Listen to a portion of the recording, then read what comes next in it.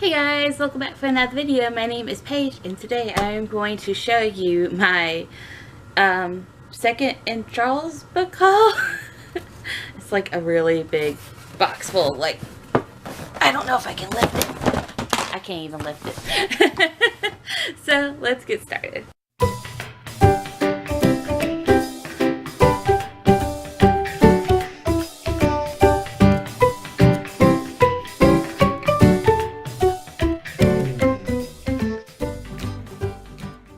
To celebrate my husband's birthday, we took a little trip to one of our favorite bookstores, which is Second and Charles. There's one about 30 minutes from us. And we decided to shop without limits. It ended up costing us, I think, over $100. It was like $144 and some change, and then we had some in-store credit because we traded in some books. But we managed to get some really good deals and books that we had been looking for. So we also got some movies. So the movies that we got are Heroes Reborn, which is the spin-off series to Heroes. We really like Heroes, and I think this is the first, this is the 13 episode event. So I guess they didn't make any more after this, but whatever, we're gonna watch it. We got Nightmare on Elm Street, which I've never seen any of the series except for Freddy vs. Jason. So we might be binging some Nightmare on Elm Street for like Halloween, which is coming up soon. Camera position change. And we got The Plague. I don't know what this is about. Ethan picked this up. He's like, it's $5. I'm like, oh, okay. It says, for 10 years, the children of the world lay comatose, struck down by an eerie plague. Now they finally awakened to carry out a common mission, the complete annihilation of the adult human race, viciously killing anyone over 20. Zombie-like children spare no one, not even their parents.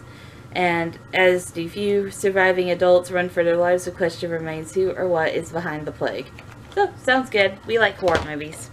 And then we have The Village. We're going to start an M. Night Shyamalan collection of good, I guess, of his good and bad movies. I guess all of them. I don't know. He has like, the weirdest thing, he has like really good moments where he makes some really awesome movies. And then he has like a string of really bad ones. The Village, it was just so-so. It was like a 3 when I watched it. But I mean, I would watch it again. And now we have some books.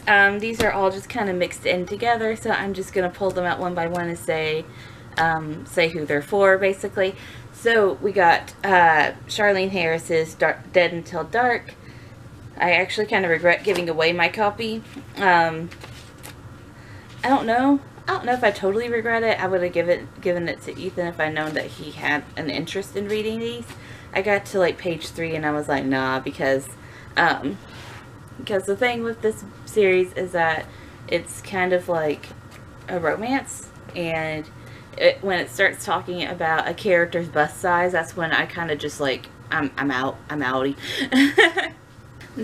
One of the books I got is Unearthed by Amy Kaufman and Megan Spooner. I am super excited to read this. If you don't know, it's got like aliens and it's really sci-fi-ish. So I am super excited. I love Amy Kaufman.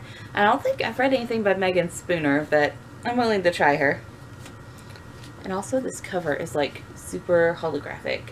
I'm loving it. I am like staring at it. Then we have Never Fade by Alexandra Bracken. This is number 2 in the series. This is paperback, which I wanted hardback, but I guess I'll get them later if they all turn out to be really good and I want to collect them. But this continues Ruby's journey. She is now, well, I guess if you've not read the first one, this will be a spoiler. So yeah, I won't tell you. But this continues Ruby's journey after the events of book 1. I really liked book 1. Really liked it. I thought the movie was fantastic. It was wonderfully done. And it says right here, soon to be a major motion picture. So I don't know if that was for book 1 or if they're going to do that for book 2 as well. That's kind of, you see that? That's kind of weird. Usually they don't do that on the second book unless they plan to go ahead and make that into, I don't know. You know what I mean, though. You know what I mean. Alright, next one I got was Everlost by Neil Shusterman. I love Neil Shusterman's Arc of the Scythe series. And this one, let's see here. I didn't even read it. I saw Neil Shusterman. I was like, yeah. Nick and Allie don't survive. It begins with an accident. Nick and Allie don't survive the crash, and now their souls are stuck halfway between life and death in a sort of limbo called Everlost. Oh, okay, okay. That sounds pretty good. So if you read this series, tell me how it is. Because I also got his other series, which is, I guess he has a lot of series, but one of his other series, which is the Unwind series, maybe? But this one's called Unwind. Let's see here. The Second Civil War was fought over reproductive rights. The chilling resolution. Life is from the moment of conception till the age of 13. Between the ages 13 and 18, however, parents can have their children unwound, whereby all the children's organs are transplanted into different donors, so life doesn't technically end. Oh, that's kind of creepy. I love, if you're looking for like creepy, kind of horror, really, I guess, like almost King-like for YA authors, Neil Shusterman. He's really good at like making stories seem like so believable that it scares you and gives you nightmares.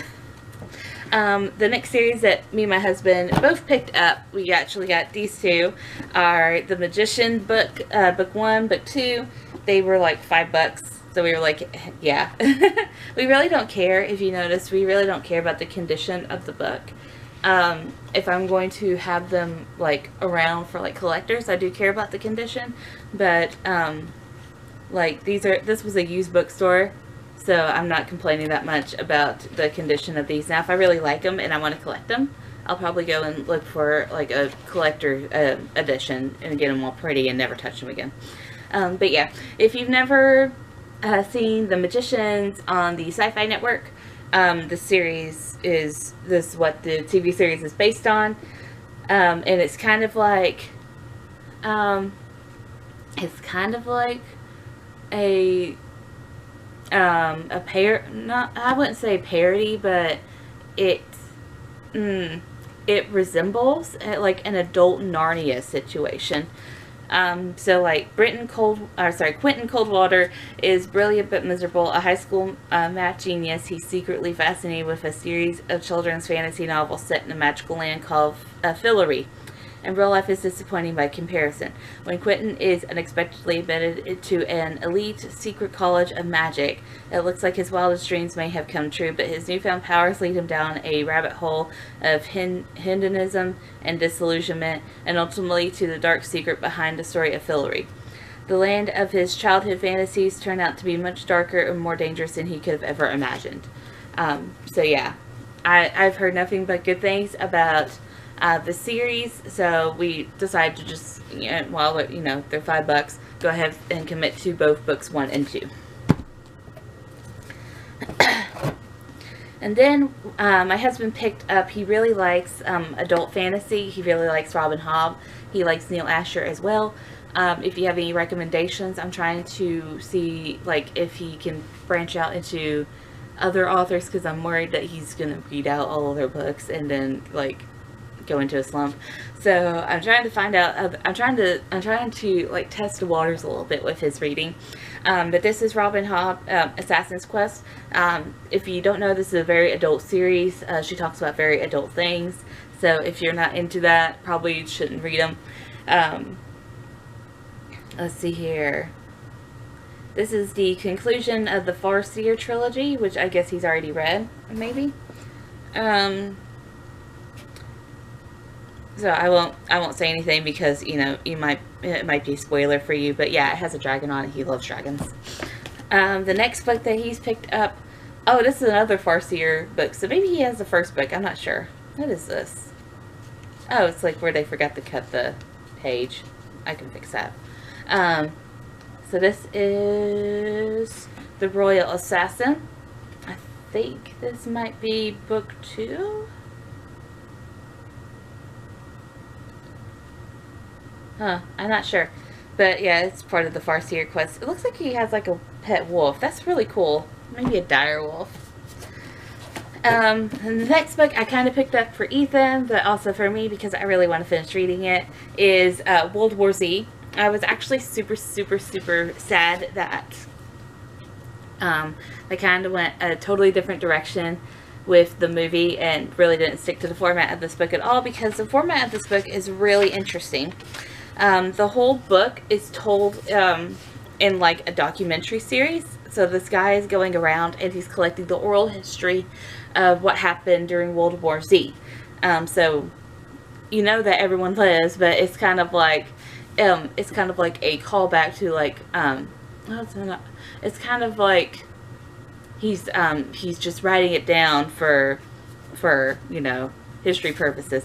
But I thought that what would have been really cool is, instead of a movie, if they made this into like a docu-series, a little fake docu-series, and they interviewed everyone in the book that like they do for the docu-series, and they tell like an oral history to a camera, and it has flashbacks.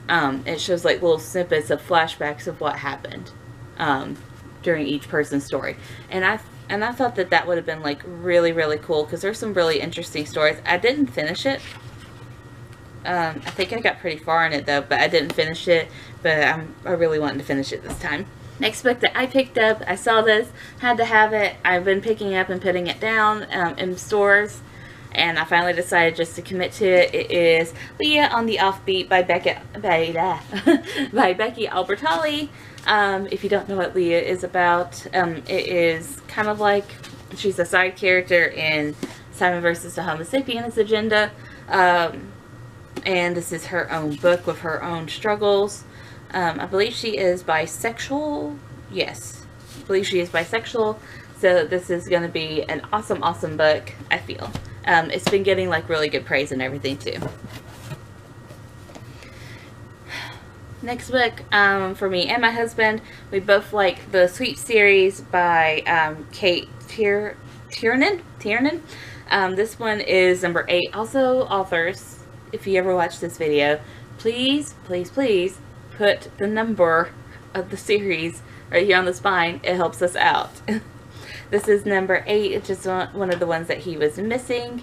I'm on number 2. He's also missing number 7. And then we saw that the series like goes up to 15 is what they had in store. We didn't buy all of them. We just bought the ones that he was missing. And then another book that Ethan picked up was Dracula and Dracula's Guest. Both of them, we were surprised. It looks like both of them are by no, Dracula's by Bram Stoker. And then Dracula's Guest and Other Stories are edited by David Stewart Davies. So they're by different people. Ethan likes vampires, obviously. Vampires and dragons. Kind of a weird combination. But, you know, I love them. We also found, and we love Diane Duane's Wizard series. I'm currently reading it. Ethan's read it. And we saw this one and we were like, we need to have it. It's a chunker though. Oh my god. It's like the other books in the series are like, they're like middle grade, so they're like 150, 200 pages. This one is 620 pages. Oh my god. Then another book we picked up that I saw and I thought, you know, it's going to be like, this book sounds like it's so bad it might be good. It's Doomed by Chuck Palahniuk. I don't know how to pronounce that last name. But after a botched Halloween ritual, Madison Spencer, the snarkiest dead girl in the universe, finds herself trapped in purgatory, otherwise known as Earth. The upside, she is no longer subject to physical limitations, so you can pass through walls and doors. The downside, well, she's still dead. Her first stop is her parents' luxurious mansion, where she runs into her grandmother's ghost. For Madison, the encounter triggers memories of the awful summer she spent upstate. As she revisits the painful truth of what transpired over those months, her saga of eternal damnation takes on a new and sinister meaning, and as it turns out, Madison and her parents have always been key elements in Satan's master plan, Doomsday.